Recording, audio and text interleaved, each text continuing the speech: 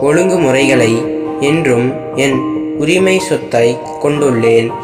ஆகவே அவை என் இதயத்தை மகிழ்விக்கின்றன. திருப்பாடல்கள் புத்தகம் அதிகாரம் 119 111 இறை திருவசனம்.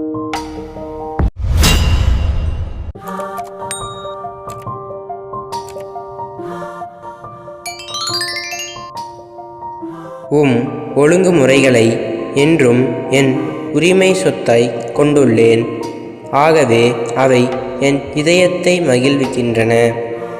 திருப்பாடல்கள் புத்தகம் அதிகாரம் 119 111 இறை திருவசனம்.